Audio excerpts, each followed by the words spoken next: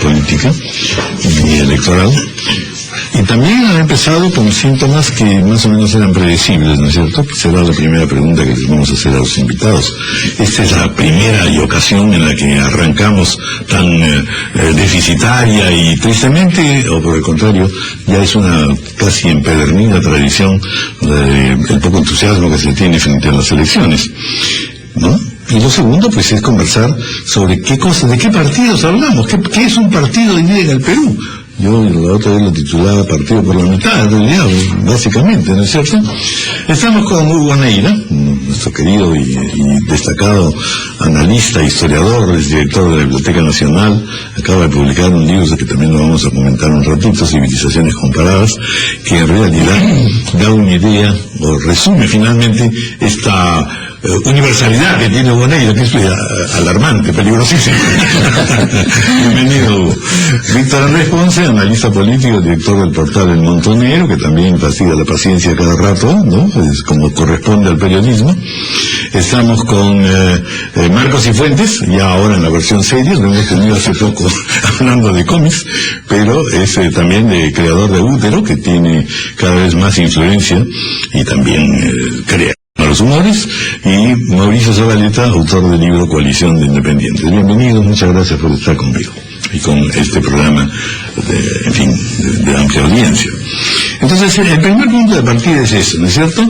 Siempre ha sido así de deprimente y de poco alentador tener las elecciones en el Perú, y sí parece ser mucho más fuerte la impresión que ahora sí no hay partidos, que entonces la invitación a afiliarse o la invitación a poder pensar en ideologías o en formas y estilos distintos se diluye y se hace cada vez más difícil. Empecemos por Hugo Neira. Bienvenido, hermano. Fíjate, en nombre de primero, muchas gracias, Raúl, por invitarme a ayudar un poco a ese libro. Tú sabes, los libros hay que escribirlos, como los hijos hay que empujarlos un poco, ¿no?, para que caminen. Lo que me has preguntado, por razones sin universidades, por medio con sentido común, por años, me acerco ya a los 80, somos personas mayores, ¿no es cierto, Raúl? No puedo contestarte así, sinceramente, jamás ha habido una situación de desilusión, de malestar en el sentido freudiano en las vidas peruanas que hemos visto en los procesos electorales. Nunca ocurrió algo así, al borde del nihilismo, y la gente no sabe por quién va a votar. Me parece, eso, hiciste una pregunta, te lo contesto, probablemente tengas la misma impresión, ¿no? Había fastidio, pero algún entusiasmo en algún lado, ¿no? La otra pregunta es, también es muy raro esta inexistencia de ideologías y partidos. Ya no tenemos partidos. Claro, creo que han elegido mal el Partido Popular Cristiano y el APRA en tener problemas justo en este momento. Es decir, en el momento del matrimonio, la novia se pelea con el novio sin decir quién es la novia o el novio, y lo poco que había de partidos, ahí está Víctor Andrés que te lo dirá, que había en lo que hemos conocido, se desestructuran. A mí me parece terrible, es la anomia, la descomposición de la sociedad que inunda el sector formal. Es como si mañana apareciera pues el banco de crédito, que me parece que es el banco más grande, ¿no? No es el que financia en algún momento mis libros. Y sale diciendo, bueno, ya no hay banco, vamos a prestar directamente. Y dice, bueno, ¿qué está pasando aquí? Sostengo que hay una sociedad premoderna que es mayoritaria y una sociedad moderna que es fuerte, y se está disolviendo la sociedad moderna también, y llegando a la informalidad de la política, inquietante, ¿no? Pues no conozco país que no camine con un sector moderno de ciudadanos, y lo que tú decías, con racionalidades presentándose en política. Y entonces, ¿quién puede dar esas racionalidades? Los partidos. Y todo se convierte hoy en asunto de mercado, costo y beneficio, y ahí mi temor, lo digo una vez, yo no tengo temor a que gane cualquiera de los que Víctor Andrés llama el elenco, y yo lo llamo a veces por fastidiar la troika. O sea, no me inquieta PPK, no me inquieta Keiko y no me inquieta Alan García. Lo que me inquieta es que llegue el señor Acuña, que se jacta de ser rector, no ha leído, dice un libro en su vida. Eso sí me parecería realmente el abismo. Así que voy a ser anti-Acuña durante todo el tiempo que estemos en este momento electoral. Ahora es el riesgo de empezar a decir qué tal raza, pero todavía vamos a ver persona por persona. Mauricio Zabaleta, bienvenido, gracias. Pero nosotros, yo no conozco el libro Coalición de Independientes, pero el título no es bastante claro y incitador. La misma cuestión, es decir, tenemos o no tenemos partidos, eso no. Tú eres bastante más joven, una tradición de tener pesimismo político. En realidad creo que lo que estamos viendo es la institucionalización de una forma apartidaria de hacer política, ¿no? Los partidos, después de la caída de Fujimori, trataron de resurgir, ¿no? Alan García con el APRA, Lourdes Flores con el PPC, pero luego se fueron deteriorando, ¿no? Y creo que lo que estamos viendo justamente es la institucionalización informal de ciertas prácticas para ser exitoso en política, que básicamente es este tema de los jales, ¿no? Tratar de poder vender tu marca partidaria a una serie de independientes que se van a aliar contigo y van a ir juntos a las elecciones. Básicamente el libro habla de eso en relación a coaliciones de independientes. Ya no estamos viendo partidos, sino coaliciones coyunturales de políticos independientes que se juntan para una elección sin ninguna vocación de continuidad. Y creo que ya esta elección estamos viendo algo que va claramente en esa dirección, ¿no?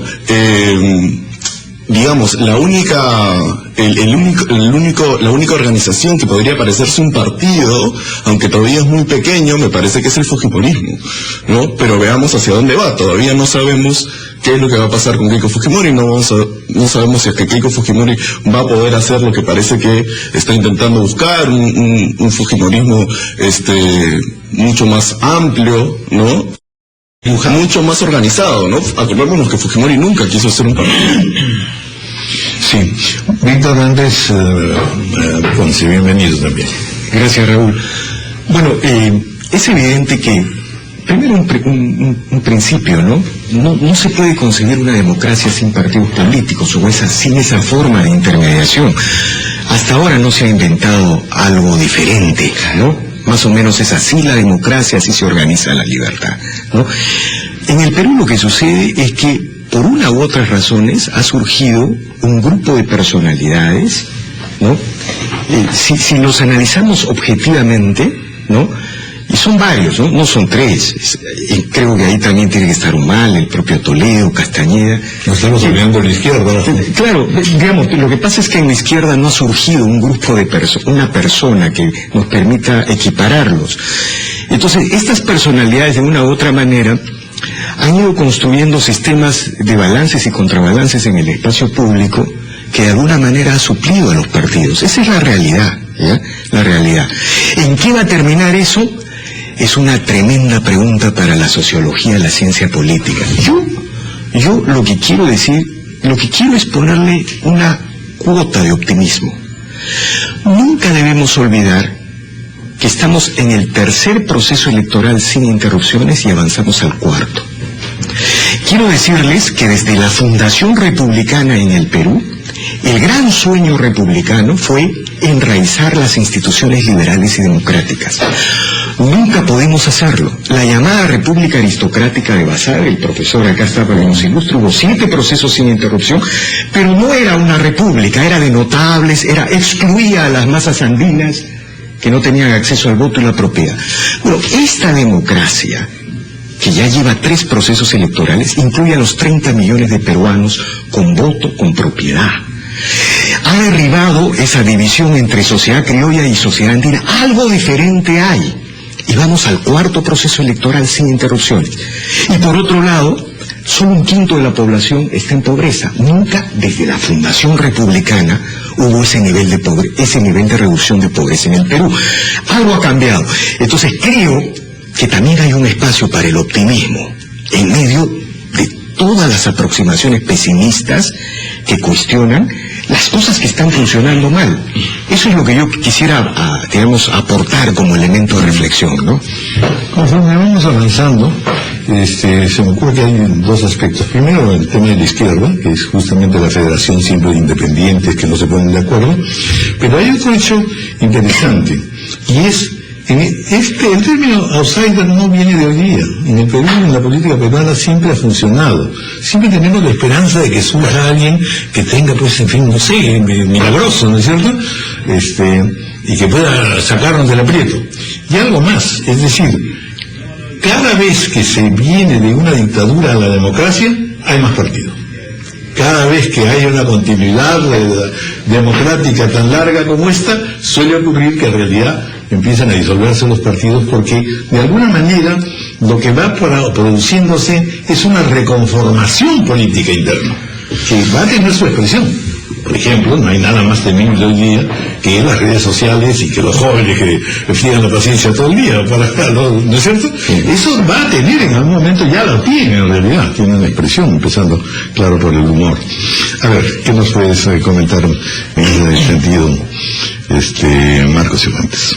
Bueno, la tentación de las redes sociales, por ejemplo, a mí me parece un buen síntoma de esta desestructuración de partidos, ¿no? Los partidos, en vez de recurrir a las masas, terminan recurriendo a los trolls, a gente que pagan, a gente que además son 3 chicos en una cabina que pretenden ser 100 personas y que además dicen lo mismo, ¿no? En esta semana salió, por ejemplo, el caso de Acuña. Eran literalmente unas 50 cuentas diciendo exactamente lo mismo a favor de Acuña.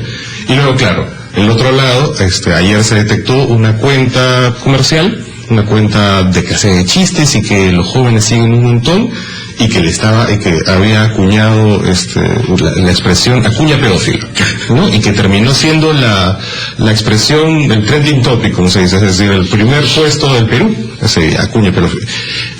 Y claro, ¿eso qué es? ¿Eso es político? Eso es simplemente marketing barato, ¿no? Que además no tiene realmente ningún impacto, porque eso, esto que acabo de contarles, aquí en esta mesa no lo sabe nadie. ¿Por qué? Porque realmente es una representación a lo que es otra cosa. Exactamente, son victorias pírricas en las que se enfrascan los partidos pensando que las redes sociales van a conseguir algo, porque al final estas campañas de prestigio son la expresión justo de que no hay una diferencia entre un partido y otro. Las redes sociales es, primero, el estado de ánimo; segundo, la informalidad, la manera de tomar a la ligera o con un sentido del humor y con un escepticismo disfrazado de buen humor con relación a tal como están las cosas ahora. Claro. Yo estoy seguro que todos los que están en los partidos hoy día, los dirigentes, están asustados diciendo, ¿qué hago yo para enfrentarme a toda esta corriente de opinión? Yo comentaba hace poco que no hay nada más alarmante que tener a un personaje en la televisión, un candidato político, y abajo con el cintillo. Entonces, porque yo voy a proponer, nada, ¿qué vas a proponer tú, bandido? Entonces uno le presta más atención al cintillo, al discurso. ¿Cómo no va a ser eso una revolución, no? Pero ese es el gran problema, porque los políticos viven en esta especie como de burbuja de las redes sociales, en lo que cuenta es lo que se dice de ellos en Twitter o en Facebook, y no lo que se está diciendo realmente en la calle, porque ahí llega un punto en que existe esta distorsión, es decir, en la que un trending topic no realmente refleja lo que la desazón de la gente. Yo insisto, ¿no? Y esto va a continuar y se va a poner mucho peor. Es decir, como no hay ninguna diferencia real entre las propuestas de los partidos, ninguna. De los 5 o probablemente 6 primeros puestos, no existe una diferencia real. Por eso hay esta desazón, este desánimo, este nihilismo que mencionaba Hugo. Entonces, salvo la capacidad de que las promesas electorales hagan que en efecto las corvinas naden fritas con su limón. Exactamente. Ahí está la gente que jamás sucederá. Entonces, claro, recurren a las redes sociales porque son la mejor manera de armar campañas de desprestigio, que es lamentablemente en lo que se va a basar la campaña de los próximos meses, en campañas de desprestigio y nada más. 9:21, hacemos una pausa y volvemos conmigo.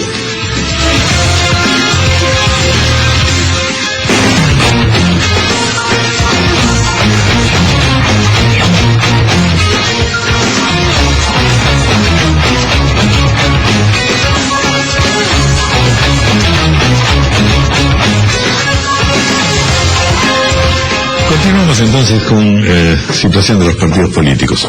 Tú tenías la palabra, Hugo. Mira, Raúl, han dicho ustedes dos cosas muy interesantes. descrito esa especie de autogeneración de movimientos sociales con conciencia, lo describe Laclau también, es muy importante. El populismo pues no es solamente una fórmula así, sino que es una autogeneración de partidos. Y lo que tú decías también, pero también pasa en otros países. En otros países hay redes y hay partidos. Aquí hay redes y no hay partidos. Es lo inquietante, ¿no? Porque cuando aparecen esas formas de autogeneración de la sociedad, Podemos en España, ¿no? El movimiento también de los indignados, la primavera árabe. ¿no? Primaveras en los países árabes, en Túnez, algo consolida institucionalmente. Nosotros no vemos eso, lo vemos en una suerte de evolución muy fuerte. Y claro, eso es inquietante. En la izquierda no ha aparecido un personaje como Barrantes, que era un conciliador, un organizador, ¿no? Era justamente un monstruo de izquierda de una enorme lasitud, no provocaba pues mayores desencuentros. Claro. La opinión contraria a la izquierda le están haciendo pagar, no me gusta pegar a quien está caído, pero le están pasando la cuenta de su silencio con Sendero, no delimitar distancias, no tener programas coherentes, no aceptar la democracia. La señorita Verónica acá no pudo decir que era malo Maduro, eso es terrible. Y entonces estamos en un momento, pero además se le pasa a las izquierdas en otros países, no terminan de comprender qué es democracia, no siempre, y qué es capitalismo. La señora Bachelet o Holanda han pasado esa barrera hace rato. Ellos admiten el capitalismo, admiten que si llegaran al poder estarían un tiempo, las reglas y se van si pierden. Aquí no se ha dado ese paso mínimo. Creo, Raúl, que tú y yo y otros esperamos que den ese paso. Si ganamos y después hay otra elección, nos vamos a casa. No, se acaba el modelo leninista o el fidelista. Gano y me quedo. Y claro, aterran pues, como si no hubiera ya miedos, aterran mucho más. Mauricio Zavaleta, te voy a hacer una pregunta que se extiende, por supuesto, a todos los que vienen aquí. El tema de la desestructuración política, de la falta de institucionalidad, la poca fe en la democracia, en las elecciones, a eso se añade otro tema que todo el mundo está evaluando, y es el que se refiere a cuán desestructurante ha sido el proceso de regionalización, y cómo ahí sí se han generado movimientos políticos que tienen una influencia y una preparación grande dentro de la región. Todo el mundo está diciendo tenemos que volver a que haya pues partidos que sean los que presenten a los candidatos también a nivel regional, ¿no es cierto? Y finalmente estamos asistiendo a un fenómeno que se está dando en todas partes del mundo, es decir, que el regionalismo se convierte ya no solamente en la petición de derechos, sino también de autonomías especiales. Estamos en esa posibilidad de que el debate electoral en este momento plantea alguna de estas cuestiones. Bueno, el tema de la regionalización es muy interesante porque es uno de los escenarios donde tú ves cómo los partidos justamente terminan desestructurándose, ¿no? La elección del 2002, por ejemplo, los partidos no les fueron mal. Los movimientos regionales solo sacaron 7 regiones, ¿no? Han sacado 18 y 19 en las 2 elecciones siguientes. Pero yo creo que los partidos, digamos, quienes están aquí en Lima, no tienen mayores incentivos para poner candidatos competitivos en la periferia. Y es básicamente por 2 cosas, creo yo. Porque en el momento en que salgan a la campaña electoral congresal, saben que van a tener demandantes que quieran los cupos al Congreso. Y ahí se establece la negociación, como estamos viendo en la prensa ahorita, alguna persona que ha sido ya previamente candidato, alguien conocido en las regiones, establece la lista, establece la alianza, son ojales regionales, ¿no? Y otra cosa también es que Lima sigue teniendo un peso predominante en el país. Y digamos, Humala demuestra que sin partido extendido en la región, y Toledo también sin duda lo ha demostrado, digamos, se puede gobernar mal que bien, ¿no? Se malgobierna seguramente, pero se sobrevive, ¿no? Y acá los políticos peruanos están sobreviviendo. Ahora, en relación al tema de un surgimiento partidario desde las regiones, me parece interesantísimo el caso de Acuña, ¿no? Porque no hemos visto en general, el surgimiento de alguna autoridad regional convirtiéndose, llegando al centro, ¿no? Bueno, que es más que una autoridad, ¿no? Es una familia. Esa es la Tiene hermanos que también están en otras gobernaciones. A una fuerza política regional surgía en las regiones siendo competitivo en el plano nacional, ¿no? Y Acuña de alguna manera es la sorpresa, y si es que sube un poco más, bueno, veremos qué es lo que pasa. Pero ni siquiera alcaldes de Lima, o sea, ni siquiera Andrade, ni siquiera Castañeda han logrado pasar de lo subnacional a lo nacional. Vamos a ver qué es lo que está pasando. De repente eso es algo nuevo en relación a esta elección. Víctor Andrés, yo he estado ayer en el homenaje antes de ayer que se le hizo a Fernando Belaúnde Terry, y ahí una cosa que llamaba, sobre todo de un poco de podría aquí también en el mismo, claro, uno empieza a recordar, bueno, cuántas veces he rajado de Belaúnde, cuántas veces he creído que efectivamente estaba en las nubes y ahora tiene una categoría excepcional, como ha ocurrido bien con Villanueva, como va a ocurrir permanentemente, que el pasado es el único que glorifica, digamos, ¿no es cierto? A pesar de que en su momento no era tal. Y entonces, la pregunta que me hacía, y que también es pertinente, es ¿qué pasa con las élites en el Perú? Que ya de hecho han desertado, es decir, no solamente los grandes políticos, los grandes pensadores, no quiero decir que aquí los 4 sentados puedan ser candidatos honorables y magníficos, ¿te das cuenta? No para la elección presidencial, porque aquí viene el otro tema. El partido es necesario no solo para elegir al presidente, a la persona adecuada, sino para tener cuadros que en el Congreso tengan efectivamente valía y puedan enrumbar las cosas. No sé si en efecto estamos pues en una situación más complicada y sin embargo la pregunta es ¿qué pasa con las élites? Así esta pregunta va dirigida a decir, bueno, a ver, Hernando de Soto que venga para acá, que entre al revés, y así hay varios que pueden entrar al revés. Si se muere, lo vamos a adorar. Hay que morirse. Esta es una figura de la procesión del Señor los Milagros. A ver, también el caso de Piero, ¿verdad? Se le quiso mucho después. Así es. Así es que morirse para ser un buen candidato. Bueno, yo creo que la situación de la mayoría de las élites, no de todas, así como lo de los partidos, se definió en el siglo XX, ¿ya? ¿A qué viene esto? Miren, todos los partidos que están en crisis, exceptuando algunos pocos, ¿no?, son protagonistas del siglo XX. Y sucede que los 2 grandes hechos históricos del siglo XX que cambiaron para bien o para mal el rostro del Perú es el Melascato y el Fujimorato. Uno de izquierda y uno de derecha. No, también de guía, cuidado, ¿no? Bueno, también no de guía, ¿no? Yo diría que Leguía fue más un modernizador, pero lo que pasa es que Velasco, o sea, le da un combazo, ¿no? Un combazo al espinazo de la sociedad oligárquica que había construido un sistema eficiente de gobierno postcolonial, posguerra del Pacífico, o sea, entonces Velasco le da un combazo y digamos, eso no construye un nuevo sistema político de representación, un nuevo sistema económico, y viene el Fujimorato, porque la democracia post-Velasco lo que hace es continuar el modelo velasquista en economía y en sociedad. Entonces lo que yo percibo es que las élites fracasan y los partidos fracasan porque están ausentes de los 2 grandes procesos históricos del siglo XX que para bien o para mal cambiaron el rostro del país y de la sociedad, ¿no? Ahora bien, todo esto, y esto tiene que ver con lo siguiente: el Perú ha reducido pobreza a 1/5 de su población como nunca en su historia. Yo no sé por qué nos olvidamos de eso. El Perú tiene 3 procesos electorales sin interrupciones en la cual han participado los 30 millones de electores, el sueño republicano, el sueño de Bolivia. Bueno, cuando se hizo la independencia de la metrópoli colonia, de la colonia, ese era el sueño. Pero este crecimiento económico no tiene representación política en partidos, solo tienen personalidades. Este crecimiento económico no tiene la teoría, no tiene la intelectualidad. Miren, una cosa para terminar. En el Perú fracasaron y colapsaron los partidos. En Bolivia también. En Venezuela también. Y en Ecuador también. Ellos tienen autoritarismo. Nosotros tenemos democracia.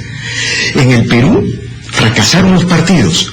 hubo un crecimiento que redujo pobreza de 60 a 22%, ¿no? Ellos están aumentando pobreza, ellos tienen estatismo, nosotros tenemos mercado. Digamos, todo eso no está representado. Yo leo los libros del profesor Neira y me percibo que hay una aproximación a estos problemas, ¿no? Pero si yo quisiera decir cuáles son los libros, por ejemplo, que me recuerdan esta reinterpretación del Perú a los hechos que estamos viviendo, casi no queda nada. Está El desborde popular de Matos Mar y El otro sendero de Hernando de Soto, ¿no?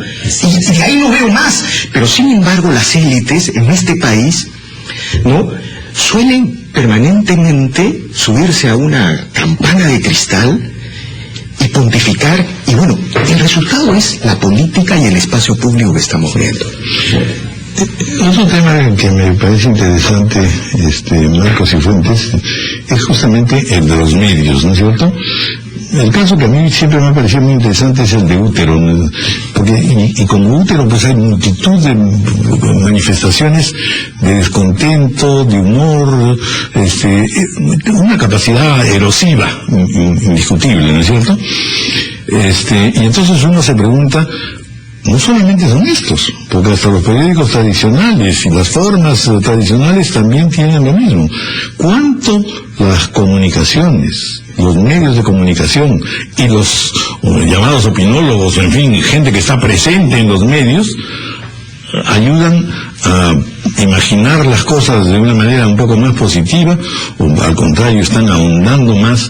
Esto que me parece peligrosísimo, porque claro, si decimos falta institucionalidad, la pregunta es en realidad lo que falta es ciudadanía, y lo que falta es que la persona sea, pues, en fin, no tan pesimista, que piense que todo está hasta las cachas, ¿no es cierto?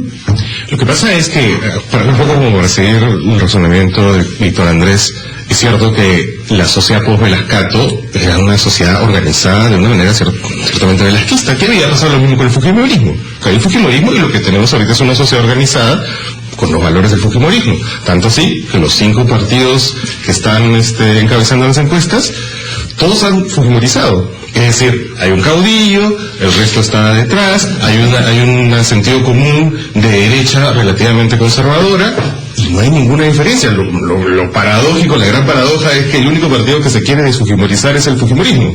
O sea, que el fujimorismo es la única que está intentando desfujimorizarse. El resto es exactamente el mismo sentido común. Si alguien busca una alternativa a ese sentido común, no existe. Entonces, si alguien busca una alternativa a sentido común, la termina encontrando en Internet, por ejemplo. Entonces ahí se refugia mucha gente, se refugia mucho el descontento, porque efectivamente estamos en una situación económica impresionante, histórica para el Perú. Pero la situación económica no lo es todo. O sea, uno sale en la calle y yo salgo acá abajo y me van a asaltar probablemente, ¿no? Porque el crecimiento económico del Perú no se condice con ningún otro tipo de crecimiento a ningún otro tipo de nivel. Y eso nuevamente es herencia del fujimorismo, el que nos dijeron el crecimiento económico es todo justamente por el trauma de Velascato, porque no crecíamos nada. Muy bien, entonces vino el fujimorismo y nos dijo, crezcamos económicamente. Muy bien, crecimos económicamente. ¿Y dónde está todo lo demás? Entonces, esos 15 años de crecimiento económico ininterrumpido que hemos vivido, se está reflejando en las calles, en que asaltan la Católica, en que poner el noticiero es espantoso. Entonces, claro, ¿quién ahora nos ofrece algo de eso? ¿Quién está en la capacidad? ¿Cuáles de estos líderes que han tenido que adaptarse a este orden fujimorista en el que vivimos? Nadie. Y la izquierda se ha desintegrado a sí misma, ¿no? Porque Susana Villarán tuvo una gestión, yo discrepo un poco con Hugo, yo creo que para muchas personas el terror de la izquierda ya no es Sendero Luminoso, sino es su ineficiencia, demostradísima, no solamente por Susana Villarán, sino en el caso de Yantumala, que llegó avalado por la izquierda, ¿no? Se deshizo de ella en 6 meses, pero todavía hasta ahora todos sus enemigos creen que es chavista o algo así, y tiene ese estigma, y lamentablemente le cae a la izquierda, que además en su propia elección, hasta ahora siguen eligiendo candidatos, todos los otros ya están definidos, y va a haber una elección. Una elección, sí, ahora. Nacional. Sí, ¿no? Sí.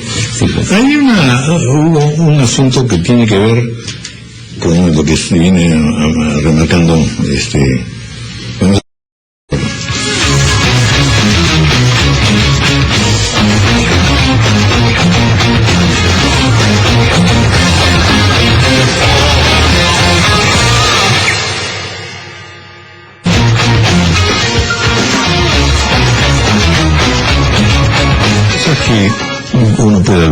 La primera, en verdad que la historia republicana del Perú está guiada por factores internacionales. Eso se puede decir de cualquier país, pero aquí la cosa ha pesado demasiado y nos ha desestructurado en más de una ocasión.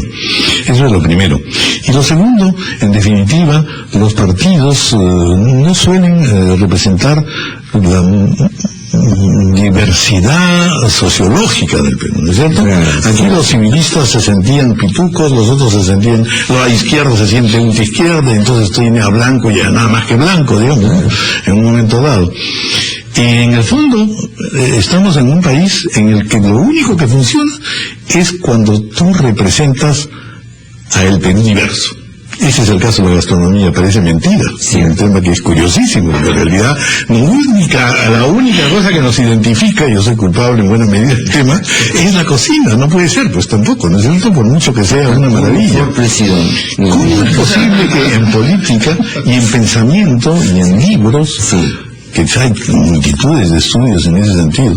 Ayer estuvimos con Alberto Vergara, que ha sacado un libro realmente impresionante que compara Perú con Bolivia, y dice una cosa que es muy interesante en el caso boliviano, y es que ha tomado, Evo Morales con todos sus defectos, una capacidad de identificar y en torno de esta identificación congregar al país, venciendo luchas terribles con Santa Cruz, etcétera, ¿no? Todo el mundo conviene en que el país ha saltado. El Perú, en ese mismo periodo, no ha sabido aprovechar eso para poder, dentro de la variedad y de la multiplicidad, tener objetivos comunes. Somos, una vez más, en fin, la disgregación.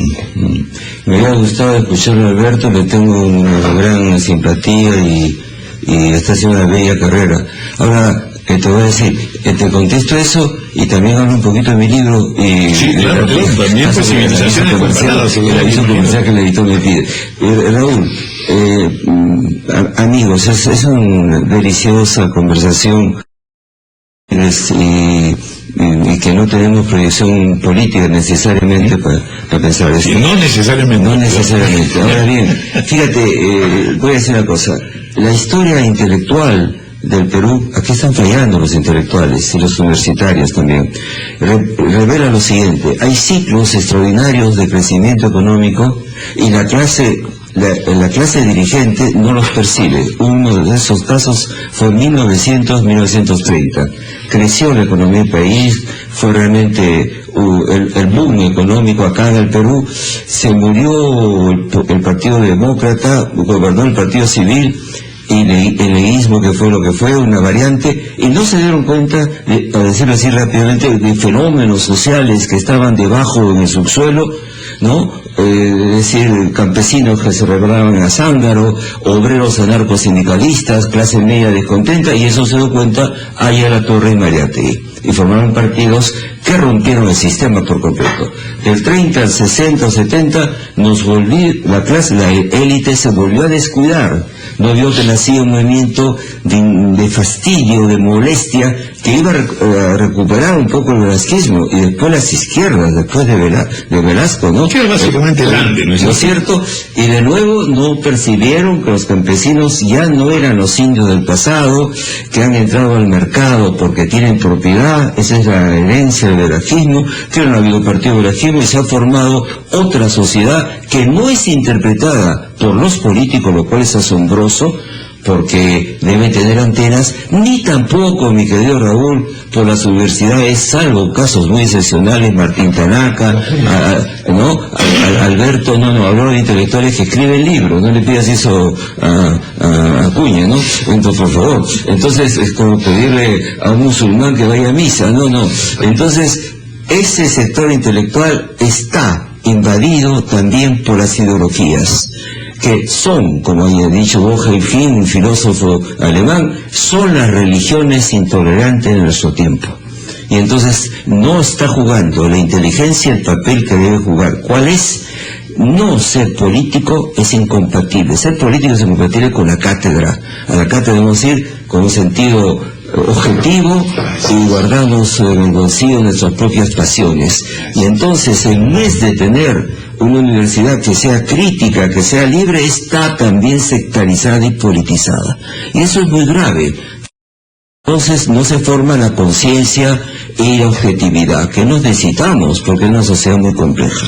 Una cosa que también podemos advertir es que hay, así como hay insatisfacción con respecto a los partidos, hay sin embargo convergencia, especialmente de nuevo de los medios y de las ONGs, etcétera, y del acuerdo nacional, en decir, pero la pauta es muy clara.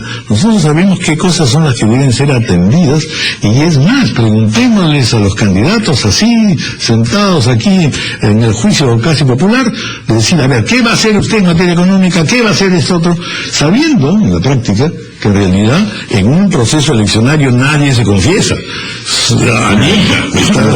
¿No? Todas esas cosas van a ocurrir.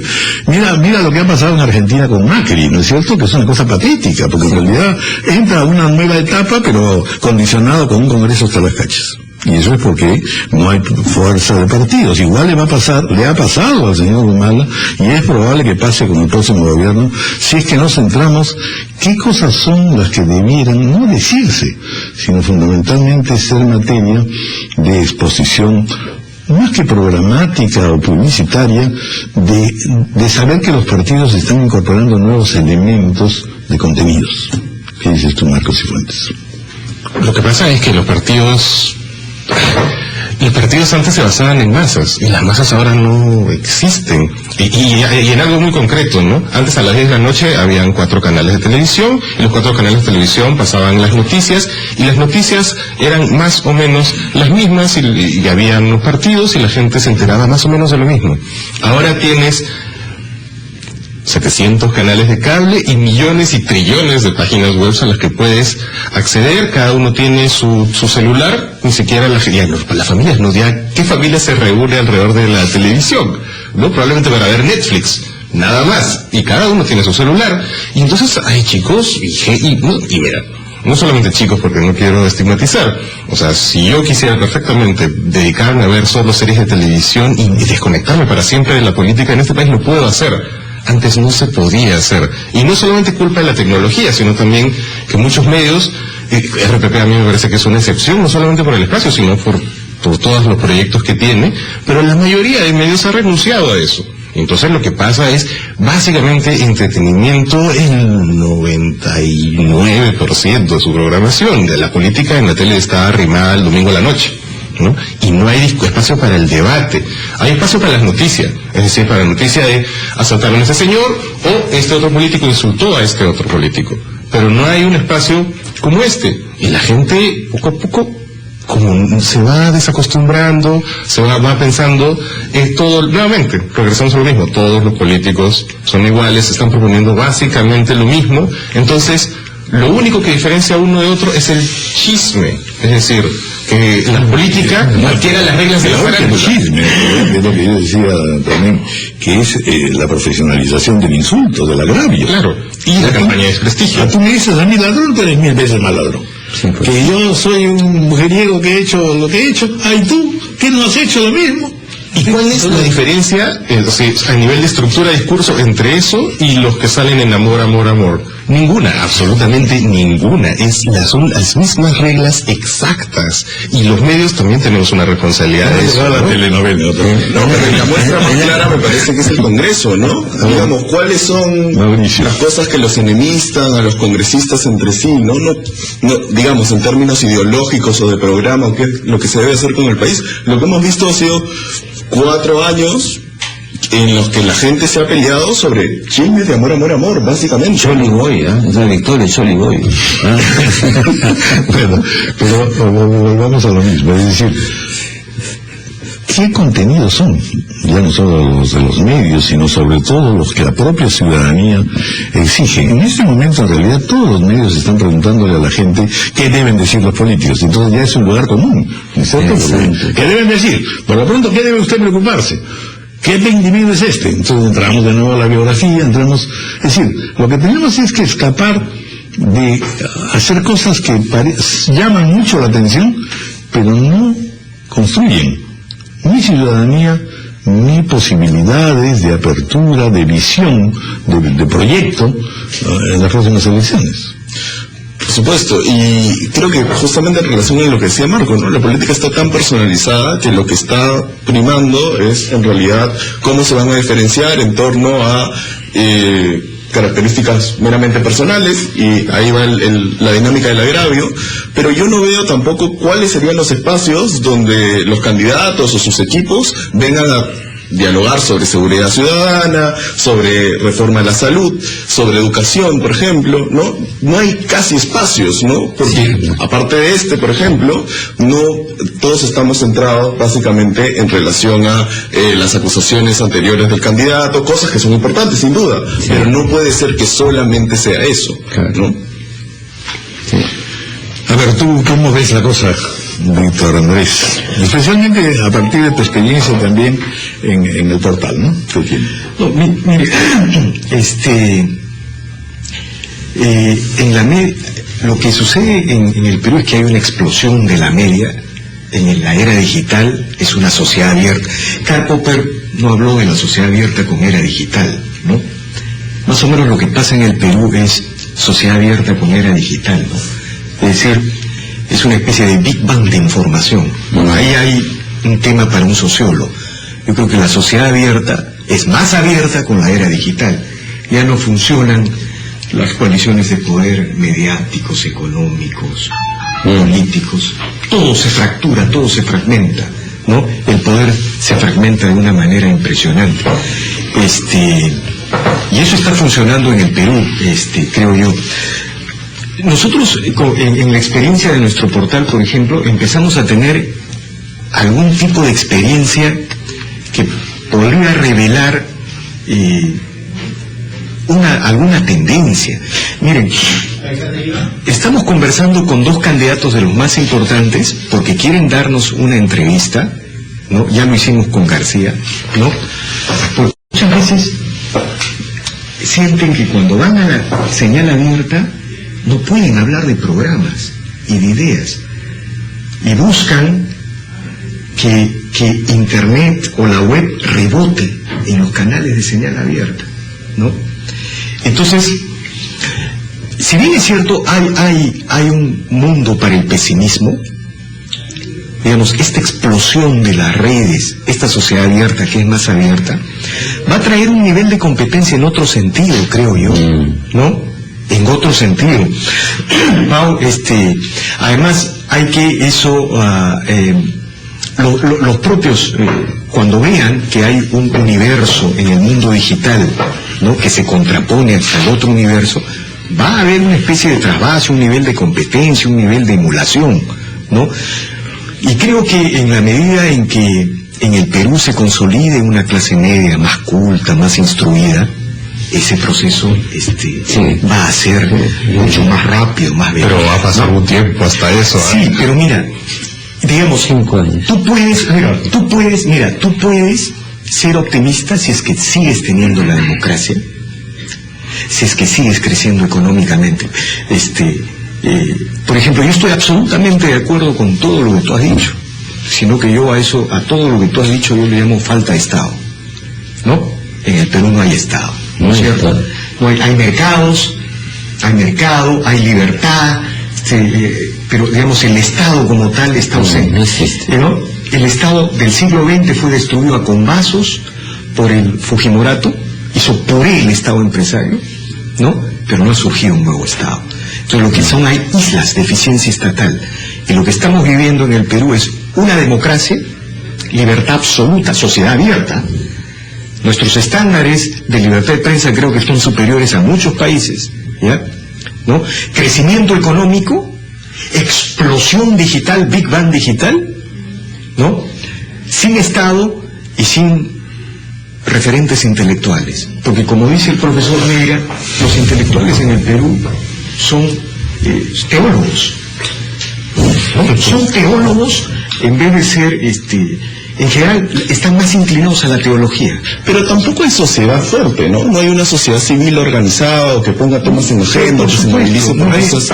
Hay sociedad fuerte, pero con motivos muy específicos. Exacto, pero no tenemos un Eso lo hemos espacio. tenido siempre. En el momento en que había necesidad de territorios en Lima y no se podía comprar terrenos, en ese momento se invadió. y se acabó el asunto. Y se creó todo un estilo de configuración urbana que viene de la época pre-inca, digamos, en realidad. A mí me parece muy interesante esa observación porque, por ejemplo, la marcha más grande que ha habido en el Perú desde el fujimorismo es la marcha de los pupines, que tiene que ver con que están tocándoles el bolsillo. Nuevamente, ¿no? La prioridad, incluso la sociedad civil, es de una manera únicamente centrada en el crecimiento económico, nada más. Pero una marcha por la educación, por la salud, por mejoras del deporte, o sea, eso no existe y el problema de este Big Bang de redes sociales es que es un Big Bang sin contenido real, porque nuevamente no existe, articulación también. Exactamente, no existen temas de fondo que en las redes sociales no articulan. Ahí sí, eso que tampoco se trata de decir que las ONGs y las universidades y los estudiosos no están haciendo lo suyo, porque sí lo están haciendo. Yo he tenido ocasión de a un candidato recomendarle 10 libros últimos que han aparecido, que es una reconfiguración del Perú, o sea, no convengamos en que ahí también hay otro tipo de articulación. En realidad el propósito de esta conversación era básicamente poder señalarle a nuestros oyentes que iniciamos, en fin, un detallado conjunto de acciones en Enfoque los Sábados para poder conversar sobre las temáticas electorales. Y vamos a tener de todo, desde las confesiones de los candidatos, a también discutir exactamente, oiga, déjese de estarnos engañando, está usted volando, precise, en fin. Y en muchos casos no se le va a exigir, sino cuán franco y cuán realista es usted. Porque también la decepción de los elegidos en este país es terrible, muy temprana. Pero tenemos unos minutitos, Hugo, y yo te traje con engaños en realidad, para conversar un poco sobre civilizaciones comparadas, que es el resumen en realidad de una actividad estudiosa, crítica, sorprendente y notable, Hugo. ¿Cuántas veces hemos conversado nosotros desde tantos años iniciales? Pero a mí una de las cosas que siempre me encantó de tu historia es de profesor en Hawái, ¿no? ¿Entonces? Sí. De profesor en Hawái, y que contabas una cosa formidable, que ibas a dictar tus clases con un gran entusiasmo, y había unos chicos y unas chicas preciosos, ¿no? Que simplemente iban a surfear, y entonces tenían que soportarse sociología latinoamericana, digamos, ¿no? Claro, fíjate. Pero esta es una suma del esfuerzo intelectual. Raúl, gracias. Y luego, rápidamente, tiene mucho que ver con lo que estamos hablando. Lo que pasa, este libro es un libro que busca el tema de la racionalidad. Comienza, curiosamente, porque yo me había intrigado en un texto anterior sobre la nación, lo digo rápidamente, de paso digo que lo presento el miércoles 2 en la librería Sur. Luego seguiré, porque viajo al extranjero, tengo varios compromisos y trataré de seguir presentando el libro. Entonces, en dos palabras, me di cuenta que algo interesante estudiando la nación en Japón y México habían llegado a tener una conciencia nacional a partir de esos intelectuales y se había creado lo que estamos hablando, una cultura política, ¿no? Que es muy interesante, que es nuestro gran problema, que no la tenemos. Y entonces, eso me quedó ahí. Raúl, como en la historia con un libro, como inicié esta investigación, entonces un día en un debate en Francia con unos colegas que me invitan siempre, un poco que maleteé a un profesor y entonces se enojó el francés y me dijo, oiga usted, me dijo, después de todo, le había ganado la discusión, me dijo, ese continente sur de América Latina no ha producido en 5 siglos un solo filósofo. Me quedé aplastado, le dije, ¿qué entiende usted? Por un Hegel no han tenido. Entonces yo le dije, hay una cosa que se llaman pensadores, no me interesa. Entonces me quedé pensando y me puse a estudiar el pensamiento. Y encontré lo siguiente, les cuento, de pronto tuve una lectura del mundo inca, pero no de los incas mágicos, ni del Incarri, ni los mitos que están muy bien estudiados. En efecto, hay muchas publicaciones interesantes en el Perú, ¿no? En las ONGs y en todas partes, que los políticos deberían leer y los ciudadanos. Y entonces quise ir a otra cosa, a la racionalidad del mundo inca. Para mí los incas eran grandes agrónomos, arquitectos, capaces de cortar un cerro, sacrificar el tema de la adoración a los dioses, por hacerlo algo realista y práctico. Y entonces me decidí estudiar eso muy brevemente, como hacemos los universitarios, tomando elementos significativos. El lenguaje Raúl, 6 o 7 conceptos en quechua que son filosóficos, como camas, como pachacutes, etc. Nada más. Y después los comparé con los mexicanos, pensadores mexicanos nahuas, y después con India y China. ¿Y saben lo que he hecho? He puesto por primera vez en la historia intelectual del Perú a los incas como pensadores al lado de los chinos, los indios y los mexicanos en las grandes líneas, como y eso podría cambiar. ¿Saben por qué? Porque tuvieron la racionalidad que nos falta ahora para pensar el país problemático que tenemos. Por eso ese libro es importante. Muy bien, hoy día se presenta, ¿no? ¿Cuándo? Muchísimas. Lo presento en la Galería Sur, miércoles miércoles 2. Y lo seguiré presentando. Muchas gracias por... muchas gracias. Encaja en este tema que nos falta: racionalidad, objetividad, lo que hemos estado diciendo, ¿no? Sentido práctico y pensamiento. Muchísimas gracias en realidad por la presencia de todos ustedes, Hugo Neiva, Víctor Andrés Ponce, Marcos Cifuentes y Mauricio Zabaleta. Hubiera sido muy útil, y eso será el próximo enfoque los sábados, conversar también sobre economía, que será la cruz más compleja la que nos espera. Sí. Muy bien, muchísimas gracias, de verdad. Gracias. 10 y un minuto de la mañana.